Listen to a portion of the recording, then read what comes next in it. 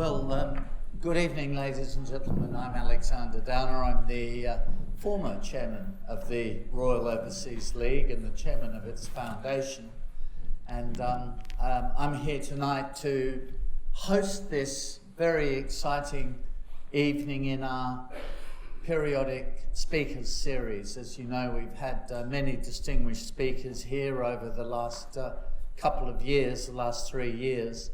And tonight we're particularly lucky to have Lord Frost, David Frost, who all of you will know something about and all of you will have an opinion of, because he has been not only a very high profile and a very dynamic figure, but whatever your point of view may be on any issue in the world, you'd have to say he's also a very brave person who's prepared to say what he thinks, not just say what happens to be convenient at the time.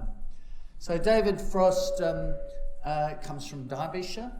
He has been, for much of his working life, a career diplomat. Not that we have run into each other over our careers, but we have done some similar things. His first posting, I see, was in Cyprus. I was the UN Special Advisor, Secretary General's Special Advisor for the Cyprus peace negotiations for a while. And of course, he's been on postings in Brussels and Paris and been intimately involved as a career diplomat with the European Union. Now, most recently, you all know this, he has been the Brexit negotiator who negotiated the Brexit deal, which came into force a couple of years ago, and became a member of the House of Lords, and has been a member of the Cabinet, has been a distinguished writer of columns. I think he has a weekly column, and of course a speaker. So it's wonderful to have such a significant national figure, somebody who has really taken hold of his agenda and argued his case, not just in relation to the question of the European Union, but a whole range of different areas of public policy. He's been outspoken and he's been very clear in what he stands for and how he would like to see Britain governed. So it's with those few words, it's with great pleasure that I introduce to you David Frost. Thank you.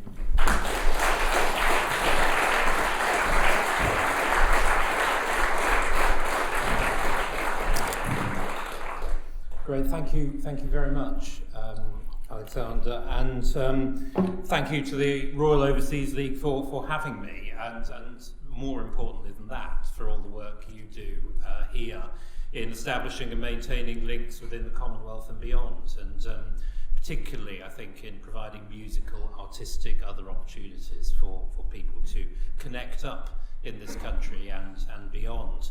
It must have been so difficult, I think, to keep these connections going during the pandemic, and it's really good that you're firing on all cylinders again in that respect. So my title tonight is I quote, "Britain after Brexit, what does the future hold?" And that's quite a broad brush title. And the question I find many people are asking is a bit more specific. They ask some version of, is Britain just getting overwhelmed by the depth of its problems, or is it beginning to do what's necessary to tackle them? And that's the question I want to address briefly this evening, to look at the current situation for a few minutes and set out some thoughts about what we can do to deal with it. There's so much to say, obviously, so I'll be sort of fairly high level as I start, and we can dig in a bit in the Q&A afterwards. So many people are pretty gloomy about the current state of the UK, and perhaps some of you heard on Times Radio this morning the Johnson Partners focus group feedback about the state of Britain, and they asked swing voters how they felt about the country, and some of the quotes that came out on social media subsequently were, quote, "the worst it's ever been in my lifetime," quote, "it's like we're running on empty," quote, "it's a scary place to be and I can't really see a way out." So maybe there was some selection for the news value of those questions, those quotations, but I think they do reflect a view that many of us hear, and I certainly hear, and have a certain amount of sympathy with, I suppose. Many of us would agree on the broad diagnosis of where we are. It's one of a sense of stasis, a governmental machine that doesn't seem really able to deal with the problems it faces. We do seem to have significant economic weaknesses, notably, obviously, a poor productivity performance over a very long time, public services that are not delivering particularly well, and a planning system that seems to be making it more and more difficult to build houses. And worse, somehow it seems difficult at the moment to summon up the will to overcome these problems. Now, I don't think the UK's problems are any worse than those in other European countries. Indeed, my personal view, and people here will no doubt disagree with me, my personal view is that those countries that are trapped in the Eurozone and its dysfunctional policy making are going to find the next few years even more difficult than we do.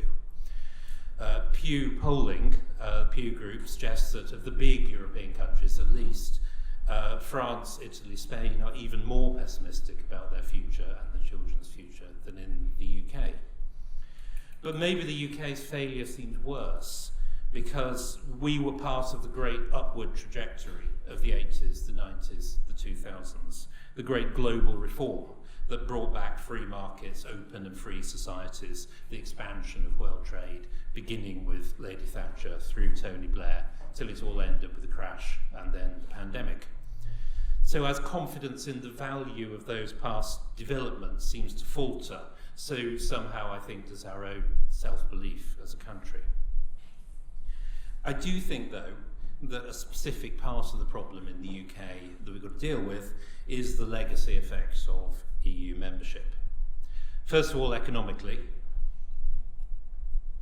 for the last couple of decades, the country's got locked into a high migration, low productivity model, and under it, deepened integration into the EU single market has oriented the UK into a particular position within that market.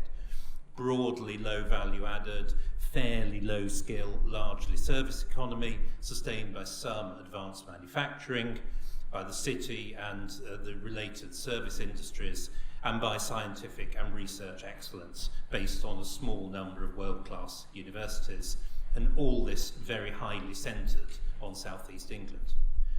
This was becoming our established role in the broader European economic area, centred on Germany and Central Europe. Now this model, not explicitly, but I think implicitly, this model, the way it was working, was rejected at the referendum. People want to change. We're now in transition to a different economic arrangement.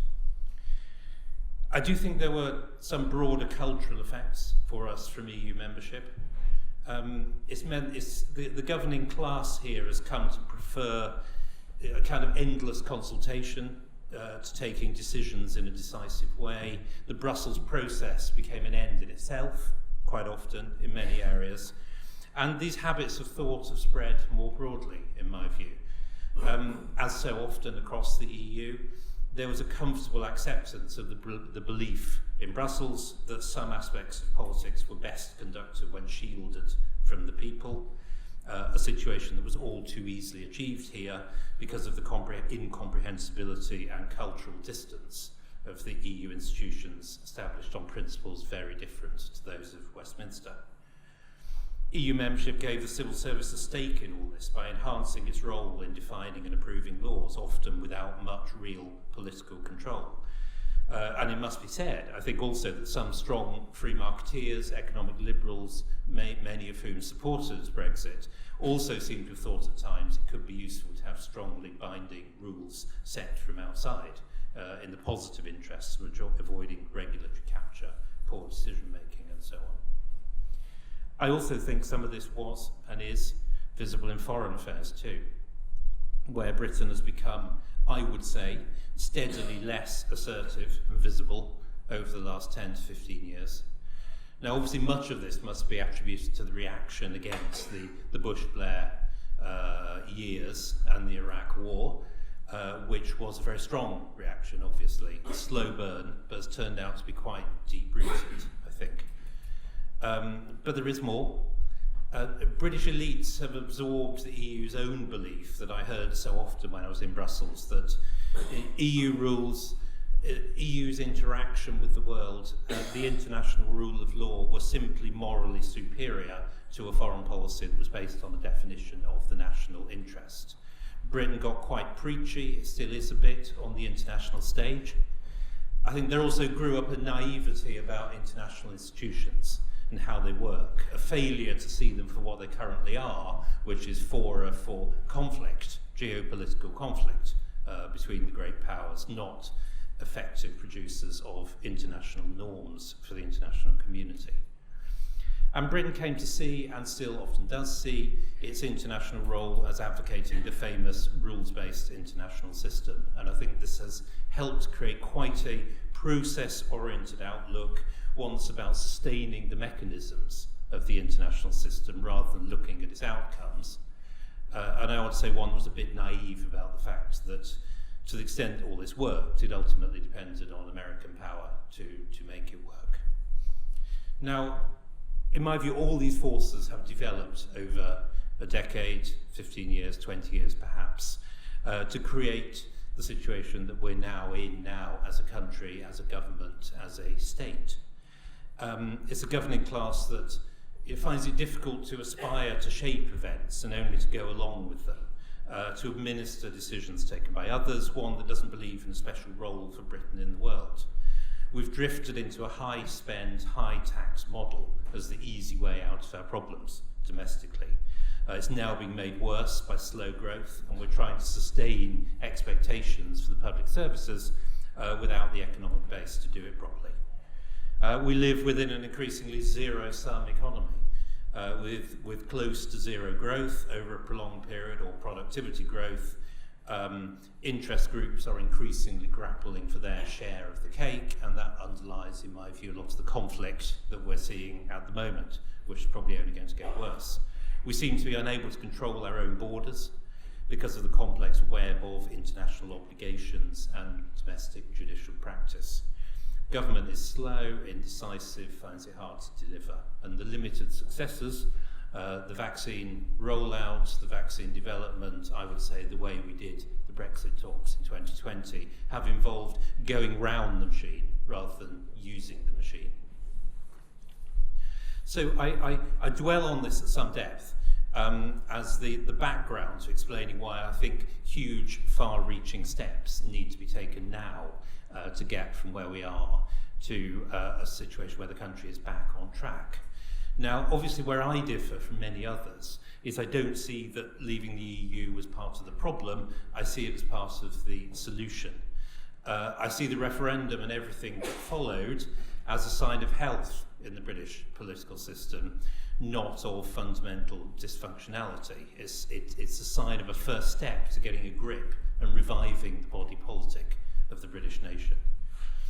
And I say the referendum was a sign of health and everything that followed, despite the constitutional torment of those years of 2018 and 2019, because it shows that we still have a system that in the end is broadly connected to the popular will, and that is a huge strength. We have a system that's fundamentally parliamentary. MPs can't get too detached from the popular outlook and from the people they see in their surgeries every Friday. We still have strong traditions of self-government. Parliament did make a terrible mess of things in 2018, 2019, but it did get there in the end. An election decisively cleansed the system and the referendum was delivered. Similarly, in the COVID pandemic, and that was obviously the issue over which I resigned from the government, in the pandemic, for all the attempts to control opinion and behaviour, in the end the government could not control Parliament or the expression of certain views. Those who would not be silenced were in the end vindicated, and it wasn't possible to run a policy on the Omicron variant, which was at variance with obvious facts, and in the end the forces of freedom and dissent prevailed. So that is a huge strength, but all the same, all we've created with Brexit is a set of possibilities. it's up to us to grasp the future. We could still get things wrong, and one has to admit, looking at the last 12 months, that is still a serious possibility. Set aside the Partygate, set aside the leadership madness of those 12 months. What troubles me is that I still see two sort of defective diagnoses around about the way forward.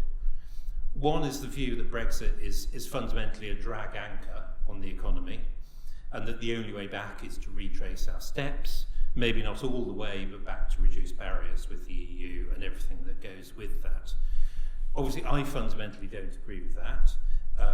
Brexit does come with a small cost.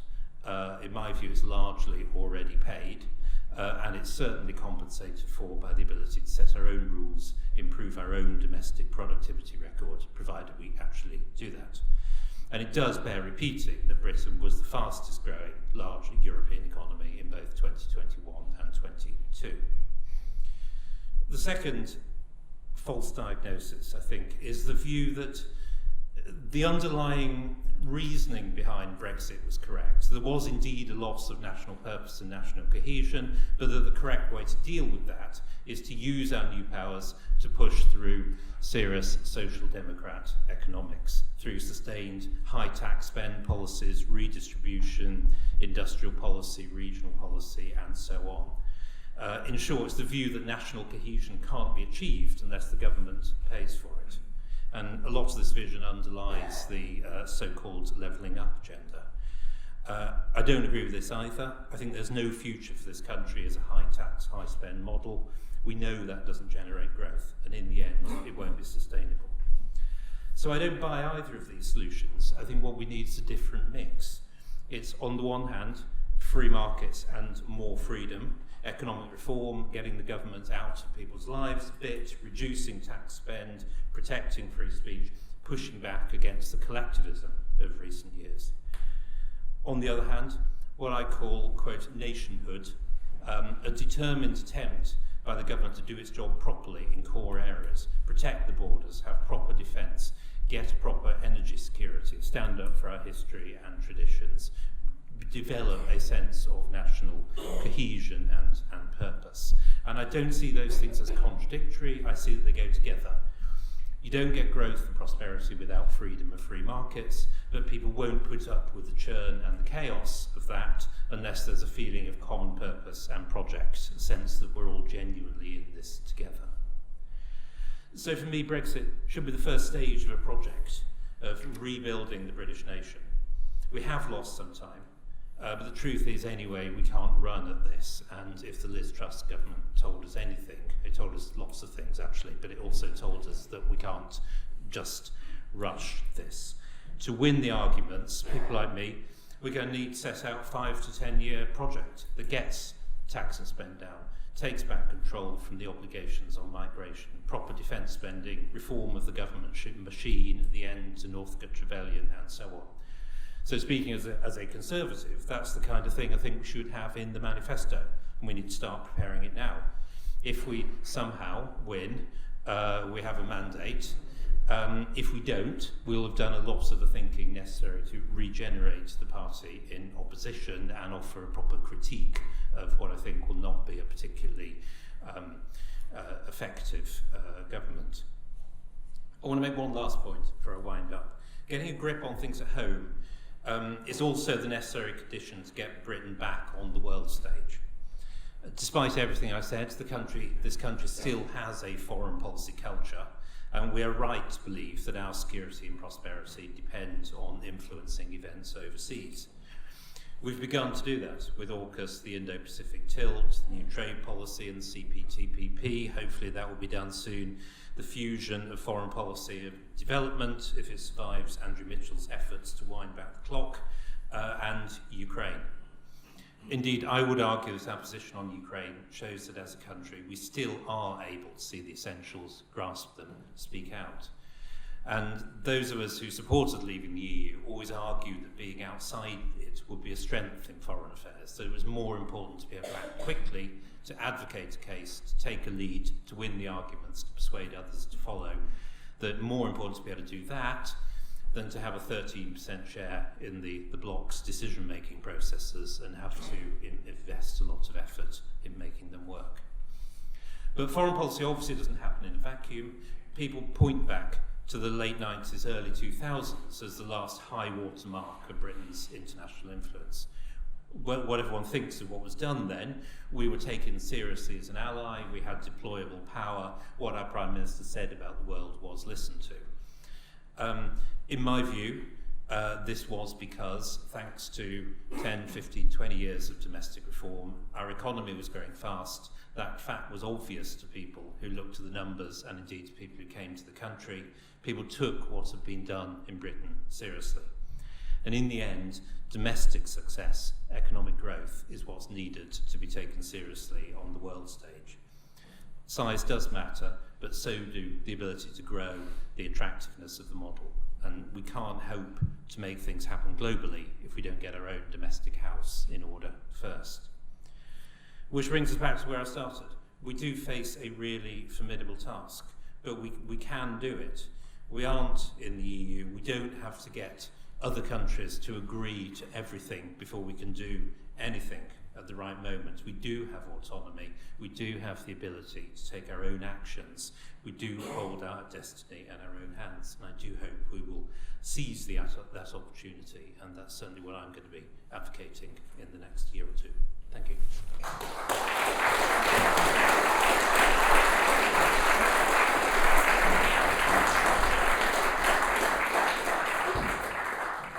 Well, thanks very much, David. I'm sure everybody really enjoyed your comments. So what we're going to do now is I'll have a conversation with you and ask you a couple of questions here and there, and then we'll open it to the room and for you to ask your questions as well. Let me start off by focusing on economics, although there are other things I want to ask you about, and the particular focus in the UK is on low growth of productivity. I'm not sure what the data is, but the UK's productivity has been growing by less than 1% a year for quite some time. To lift productivity, you indicate, I think from your speech, you'd like to see taxes reduced. They'll obviously have to pay for that somehow, which Liz Truss couldn't. So that presents something of a problem. But I wanted to ask whether you think the public sector itself, the size of the public sector, and the lack of productivity growth in the public sector, and the lack of application to improving productivity in the public sector, is also a problem. And I mean, dare I say this, because I'm a foreigner, dare I say this, but the National Health Service is seen as untouchable. It's not that anybody would abolish the National Health Service, that you might look at ways of substantially improving its productivity as an example. But government spending is like 40% of GDP, so there must be a big component of that affects productivity. Yeah, more is up to 45, 46, 47% now. Yeah, I mean, the productivity challenge, greater minds than mine have worked over this for a long period, and I don't think it's reducible to one thing. I do think the tax burden, the spending burden is too high. Obviously, the planning system of the housing market and its knock-on effects on labour movement and so on are a big part of this. I do think the high levels of migration have sort of kept skills down and made it too easy to invest in labour, not capital. Very low interest rates have produced a long tail of zombie companies that don't have to go bust and so don't, and are holding down productivity generally. So I think it's a mix of things. I do think the public sector is part of it, and I was very struck by those figures I saw the other day that said private sector productivity is now 2 or 3% back above where it was before the pandemic. Public sector productivity is 7% below still. Now, there's all sorts of measurement problems in the public sector, obviously, but it's telling you something. I do think we have a a very large and a very centralised public sector, and those are the circumstances where you would not expect to see particularly high productivity, and indeed we don't. I mean, anybody who interacts with the NHS knows that. It does need reform and change. It doesn't need, obviously, the universality principle to change, but it does need to be, we do need to bring more incentives of all kinds into the health system, so that we get better value for the vast sums that are spent on it. And one thing that's actually encouraging for me at the moment, and people like me, is that for the first time ever as I can remember as an adult, people are saying, you know what, maybe the problem isn't just the money, maybe it is something about the way we run our health system that we're going to have to take a look at. So it's just starting, I think, if we can get the debate in the right place. Yeah, except the government doesn't seem inclined to address these issues except by way of spending money. I'll get back to politics at the very end, but I suppose one of the key issues is regulation or deregulation. If the UK wants to build a competitive advantage, it needs a lighter regulatory regime than the EU, I assume. Yeah. That does mean, amongst other things, getting rid of a lot of the EU regulations. So what is the plan at the moment there? Well, it is, in the short run, this retained EU law bill that's going to review what we've got and I hope remove or at least slim down some of it. There are limits that can be done to what can be done in that process, I think, realistically. We, you know, as a country, we need to find ways of not instinctively and routinely adding to the burden the whole time, and then we've got to take some tough decisions about beginning to reduce it in areas like environmental protection, employment law. You know, we have to move to a slightly different, more outcome-based model of regulation, but I think we do also need to reduce the burden. It's only one element of what needs to be done, I would say. Some of the problems we've got are homegrown and can be tackled in a different way, but it's definitely got to be part of it. So a strong economy is an economy that maximises returns from investment. So if you steer investment away from higher return assets to lower return assets, you're going to obviously reduce economic growth, yeah, and your growth potential and your productivity growth. So that brings me to what must be a major factor in all of this, which is the aspiration to reach net zero by 2050. And everybody may think this is a great idea because the weather will be cooler as a result, and so we'll all be better off. But this is a huge investment, and the investment isn't sort of measured and calculated. It's not articulated, the price that's being paid for all of this in terms of economic growth and productivity. But, you know, I've alluded to the lack of reform in the NHS. I would say the net zero path, which you can tell us whether we will ever reach net zero, or by 2050, and electric cars by 2030. All of these things cost money compared to investment going into what otherwise might have been higher return assets. So what do you think about all of that? So I'm doubtful that net zero is achievable by the 2050 deadline. I think I accept the advice that it's the right direction to go, and decarbonisation, but I don't see at the moment, personally, and I have looked into this quite a lot, I don't see the technologies exist to do it yet at the speed that we are attacking it at, and I don't see until we have unless and until we have proper battery storage for renewables or some equivalent, I don't see how you resolve the intermittency problem. The intermittency problem is putting huge pressure on the rest of the grid and driving up costs, amongst other things.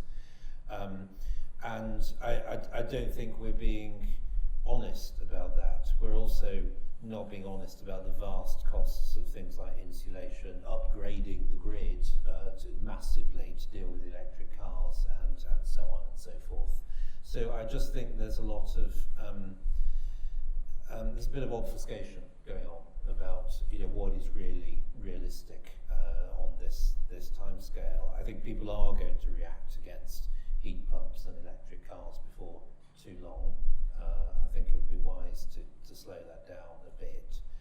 And I think, the thing that drives me mad is the point that you alluded to just now, which is, if you invest in low return technology, that doesn't help your productivity.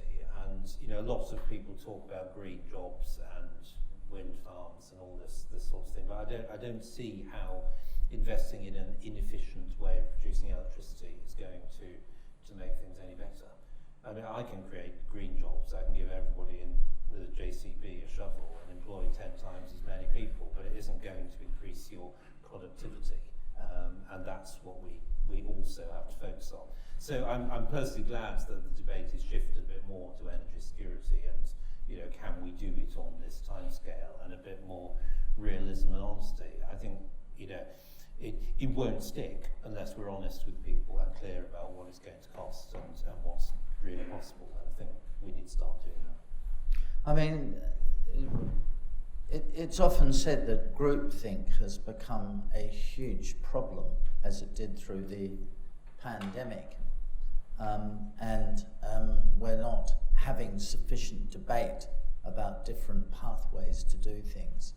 And when we're talking about low productivity growth, on the one hand, one sort of side of politics, I suppose, is saying, well, if we were the government, we would use taxpayers' money and invest in X, Y, and Z because we think that's part of the future. So this is a very old sort of Dirigious approach to economic management, and very old and attempted and historically not necessarily very successful method of trying to generate growth. But on the other, but there is almost no alternative, is there? I mean, on the other side, the current government is not proposing to spend so much money, I suppose, but there isn't much sign that they are ensuring that there is proper public debate about the things that I've raised with you, net zero, the cost of that. I'm with you. I think you have to do something about climate change, but that's perhaps how you do it. Exactly. It needs to be debated. I think, I do sympathise with the PM. The Liz Truss government, obviously, because of the way she took the decisions and rushed at some of the problems, I think it's discredited, unfortunately, some of the things that I still think need to be done. She was doing the right things to a large extent, but in the wrong way.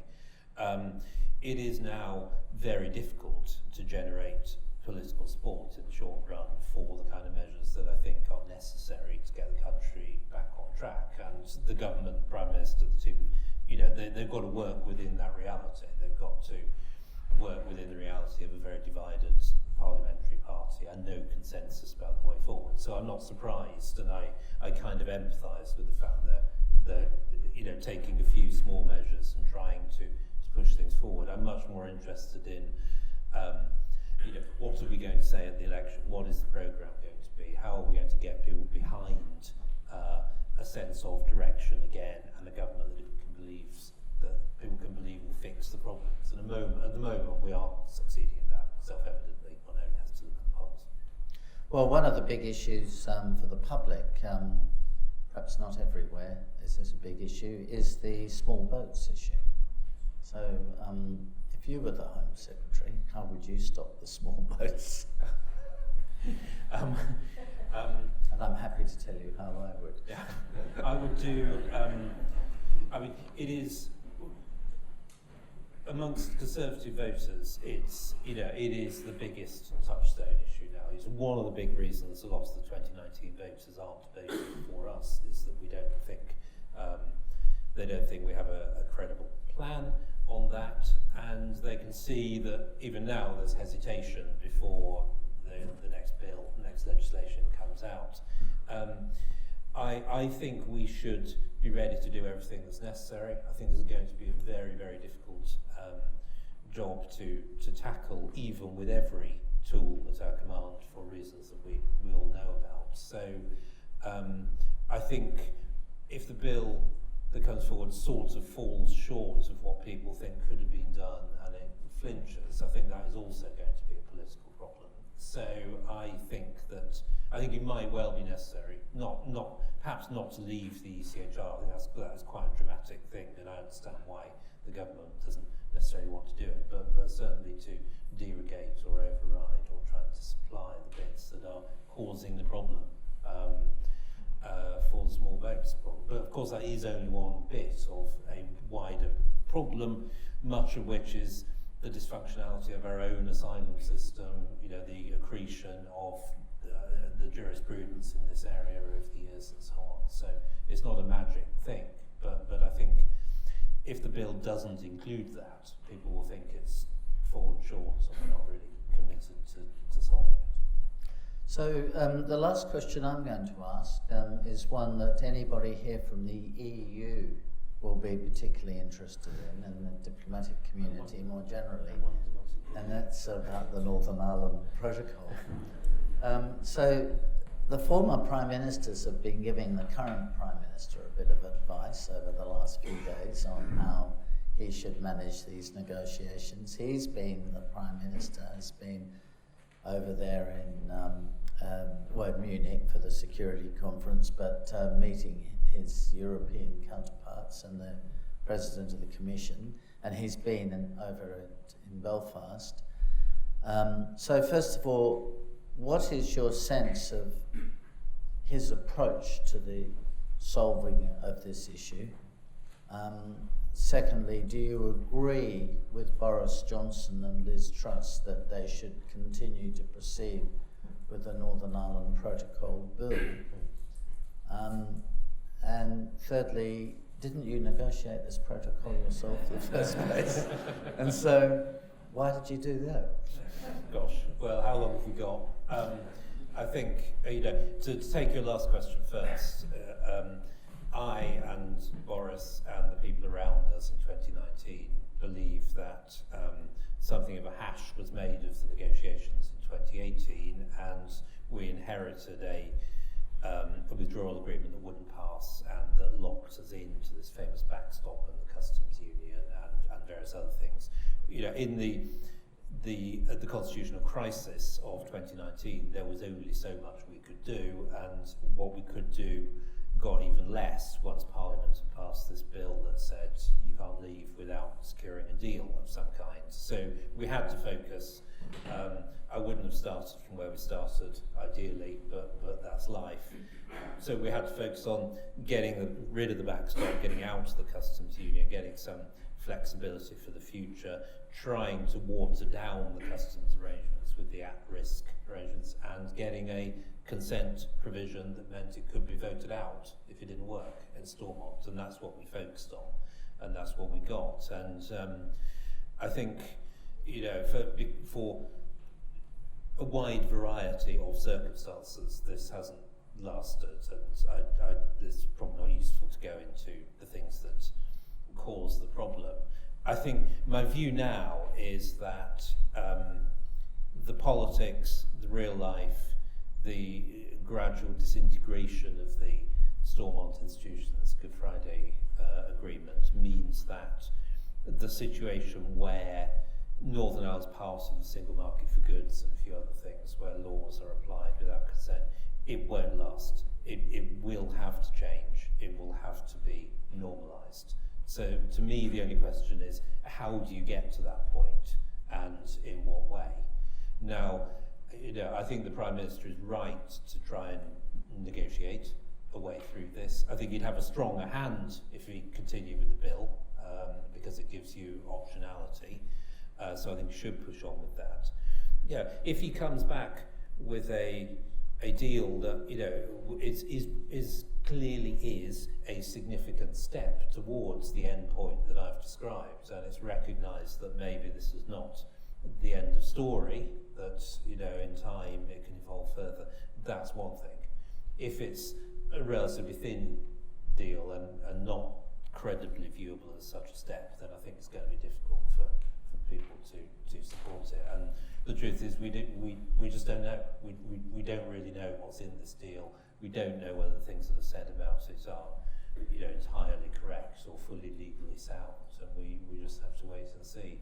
So I think there always will have to be special arrangements covering Northern Ireland between the UK and the EU. That's clear. But I think the special arrangements that involve law without consent won't last, and it would be better if everybody recognised that they won't last and tried to get there in a non-destabilising fashion. And this would also mean the European Court of Justice shouldn't have any jurisdiction over Northern Ireland, I suppose. I mean, that would be my view. I don't think you can have a situation in a sovereign state where laws are set by another entity over a prolonged period of time. As long as EU law prevails in Northern Ireland for these purposes, then obviously the court interprets EU law. That is kind of reasonable from the EU perspective. That's how the system works. The problem is the imposition of EU law without consent in the first place. Deal with that, and you don't have a court problem either. You just have normality. Right, well, what we'll do is throw it open to questions from the floor. So somebody at the back, Bree, on my left, put, I think, her hand up. Oh. Thank you very, very much. Lord Frost, this question is not You might like to intended. say who you are. My name is Hugo Summerson. I was a member of the Conservative Party for 45 years until last year, when I decided that enough was enough and I was no longer prepared to support a party which had become a party of social democracy. What are the chances, in your view, that this nominally conservative government will actually start to put into effect the sort of policies that you were putting forward so eloquently only a few minutes ago? Well, I'm probably not that high, I think is the honest answer. As I said, I do kind of understand the position the Prime Minister is in, not all of which was a situation that he created. Indeed, most of it was not. And I do think he is grappling with a party that has, the range of opinions that can be considered conservative nowadays apparently is extremely wide, and he's got a huge spectrum of opinion within the parliamentary party he's got to try and handle. And obviously, if the polls were looking better, it'll be different. Where they are, you just keep your head down and try and survive, I suppose. And so, I do believe the Prime Minister is a free marketeer. I do actually believe he would sign up to a lot of the sort of nationhood social conservative agenda if he had a free hand. But I just don't think he does have a free hand, and that's what produces this current complexity.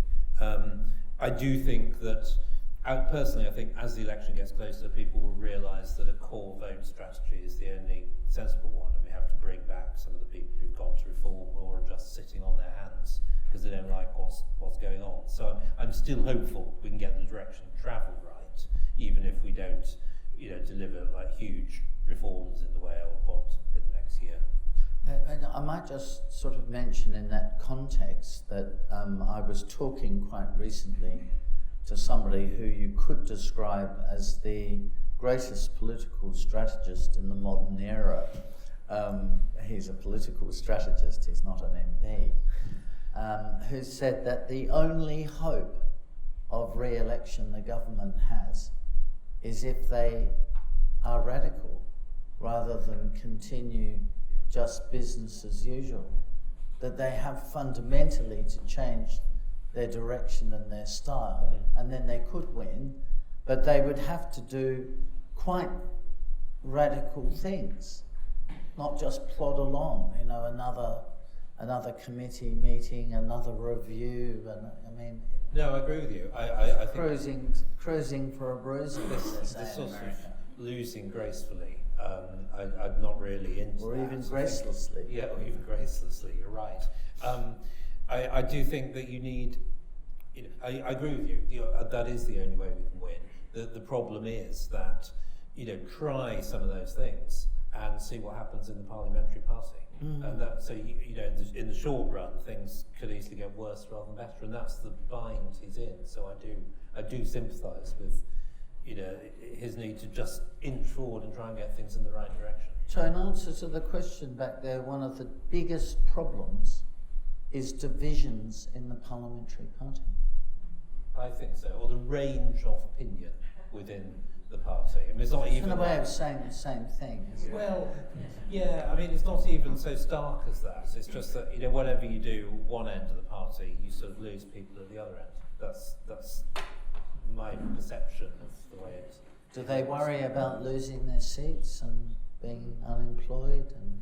I think, you know, 150 people who are MPs looking for a job all at the same time could be problematic. I mean, I'm lucky. I don't have to ask anybody to vote for me, so I can sort of pontificate as long as I wish. Well, the opposition want to abolish the House of Lords, so you will be looking for a job. It may not last that long. I think people worried about losing their seats, and I think, you know, that encourages you to, I think, look at. You know, I think people are thinking maybe it's going to be a disaster, but perhaps I can hold my seat if I'm very attentive to local issues and local concerns, and that's driving some of the behaviours we're seeing, I suspect. Okay. Yes. Talking further on about. Just hold on a second, because we're recording this. We need the microphone. Thank you. Yeah, Bruce Goodwin. If controlling the Conservative Party is difficult, what about the institutions? Have we lost the institutions in this country? I don't know when we lost them, whether it was through the ancien regime of Tony Blair or subsequently with the Cameron and May governments not repairing damage done. But it seems to me governing is not just about the party, but also controlling the institutions. Would you agree? Yeah, though I think it depends a bit which institution you're talking about. So, I mean, obviously the how to put it, the median opinion in the civil service, the judiciary, the sort of permanent bit system is somewhat to the left of the median opinion of the Conservative Party. I think that's clear. But you don't need perfect alignment of those two things to govern if you've got the will to govern and change things. And I do think that the civil service in particular, as I said, I think the Northcote-Trevelyan model has had its day. I think we do need, incoming governments need more allies. They do need to be able to change senior civil servants more easily. They do need more political advisors to get things done and to get a grip on the machine. And I think if that would happen, I don't believe the civil services in general like resisting a Conservative government. So I think it's, you know, the Conservative government is not being as clear about what it wants, and it's not properly getting its hands on the machine. And I think it should try to. So I would put civil service reform much higher up the list of priorities for the future, personally, than others probably would. You know, beyond that, I think it's, you know, it's the appointments regime that is important, and you know, we should have been seeking a more of a balance, I think, in the governing institutions of governing bodies and these institutions than seems to exist at the moment. The Labour Party is quite ruthless in putting its people in when it gets the chance, and we in the Conservative Party have not been, I don't think. And nowhere now, that's part of the problem. Yeah, or just.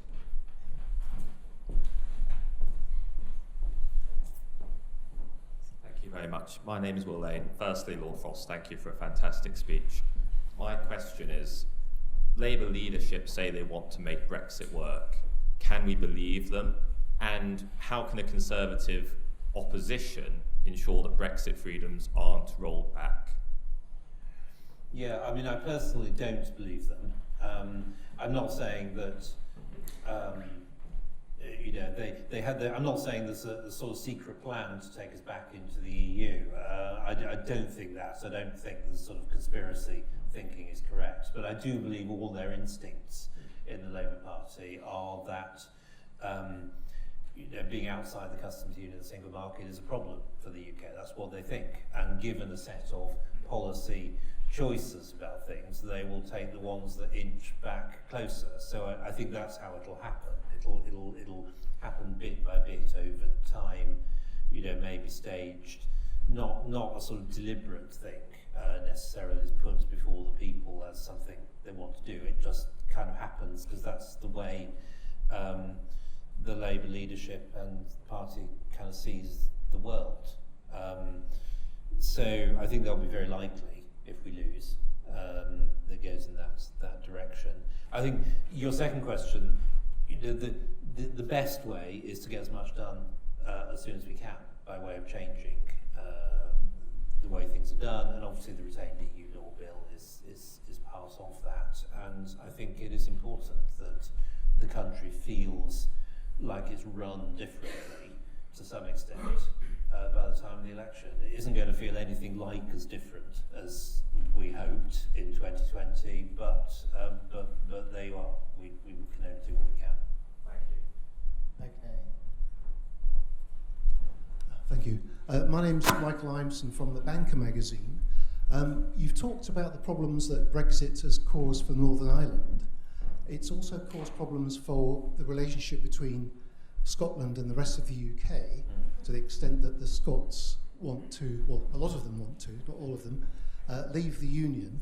What do you think is the best way to ensure that the Union remains intact post-Brexit?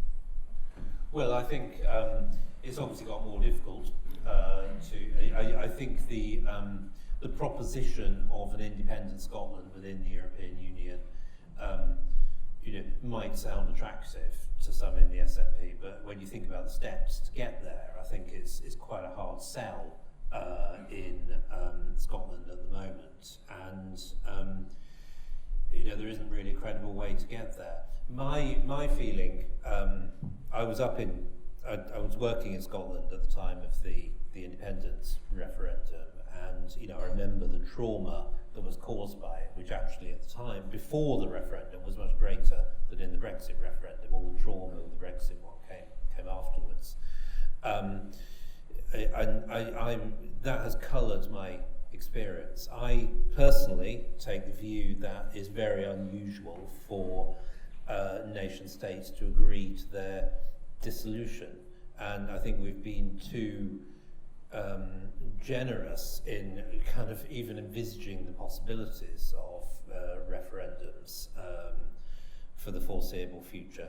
Obviously, if it becomes a settled will of Scotland, you know, by very, very large majorities over a sustained period, reflected in Holyrood, you know, that is one situation.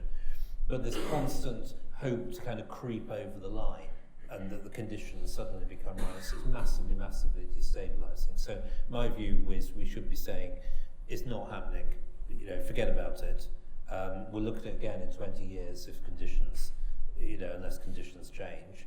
Meanwhile, get on with running Holyrood and governing Scotland, and I think that in itself would change the dynamics. And I think what happened with the Section 35 decision last month rather proves that you know, you need people to be, the government of the whole country needs people to be reacting to it and its decisions, rather than constantly being pushed around by people who are not interested in the continuance of the country at all. So, you know, I admit I'm quite hard over on that, but that would be my view.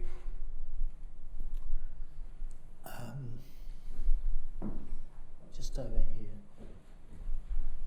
And it's just the man there.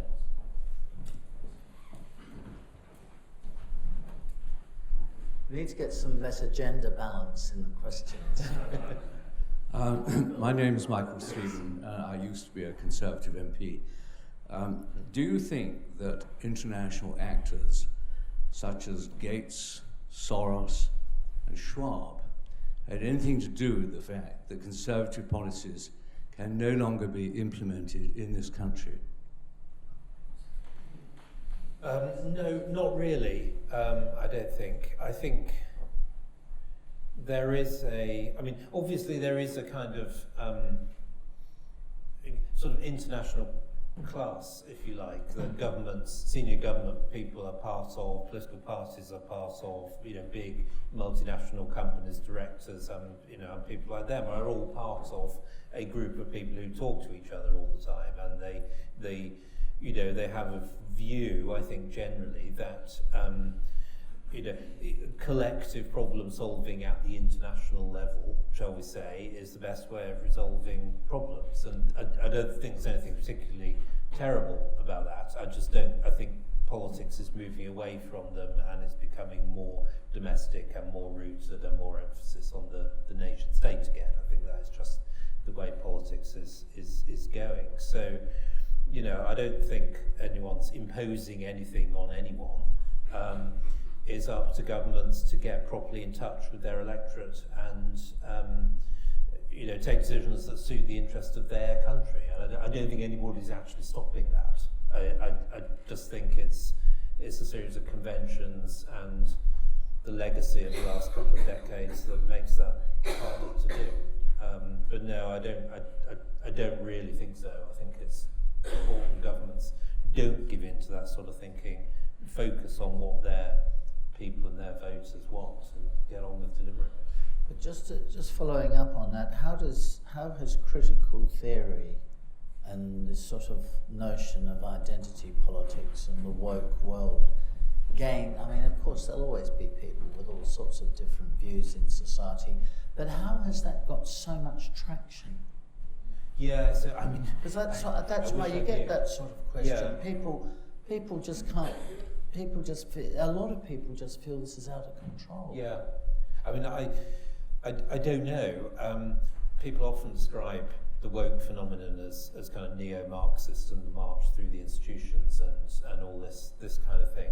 I mean, to me that doesn't really explain it, it just describes it, and I don't really understand, I have to say, and I've not really seen a particularly convincing explanation of why suddenly this sort of very odd phenomenon has generated itself. I think social media is probably part of the reason it's kind of taken so quickly, like a bushfire. But I don't really know, I think is the honest answer. It's extremely damaging, obviously, and the fact that people are expected to sign up to propositions they don't agree with and are sometimes absurd, kind of non-factual propositions to carry on with their lives is something we should stand up against much stronger. But I generally feel that I think part of the problem is we're losing a culture of free speech, and oddly, that may be truer in the Anglosphere than it is kind of in continental Europe, perhaps.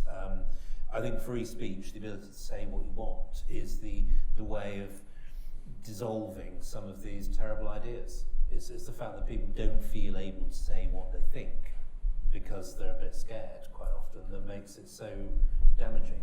If you can say what you think, then I think some of this stuff will just dissolve in the light, and governments should stand up for free speech more. Well, people would probably laugh a lot at it if they were allowed to. Yeah, they're frightened to laugh at it. Well, many are. Yes, with the glasses there. And this is probably going to be our last question. In the interests of gender equity, you see. Thank you very much. Finally got a woman to ask a question. Yes, so my name is Daria, and my question for you is on Ukraine. And I should caveat that by saying that I am Ukrainian, right? Do you think there will be a point at which the kind of support that we've seen from the UK and from others, but specifically from the UK for Ukraine, will be just unsustainable? And is it sustainable, really? I mean, I tend not to comment on the substance of the Ukraine issue, principally because it's one of those areas where governments always know more than outside commentators, and you can say things that just turn out to be wrong or actively unhelpful sometimes, just because you don't know the full situation. So I tend to think in matters of war and peace, you basically support your government unless they're getting things extremely badly wrong, and that's the approach I've tried to take.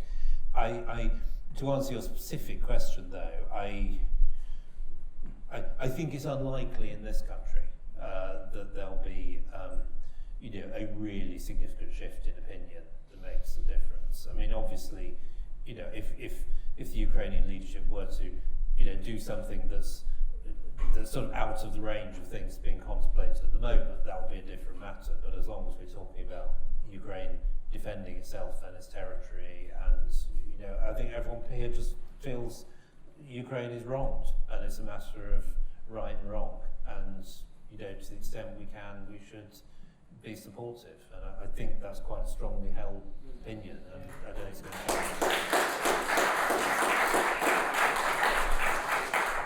What is a bit, I mean, I not only, because I'm supposed to be a bit neutral here as the chairman of this, I don't think I have seemed to be terribly neutral tonight. Uncharacteristically biased, and I am on this issue, that I noticed with interest recently an opinion poll in the United States on support, American support for the Ukrainians, and that support has barely shifted over the last 6 months. It has remained very stable. So that is, I think, an encouraging sign that, and in Europe that does seem to be the case as well. There seems to be pretty solid support. I don't think you need to worry about being abandoned yet. All right, but talking of abandoning, we're going to abandon all of you. And I want to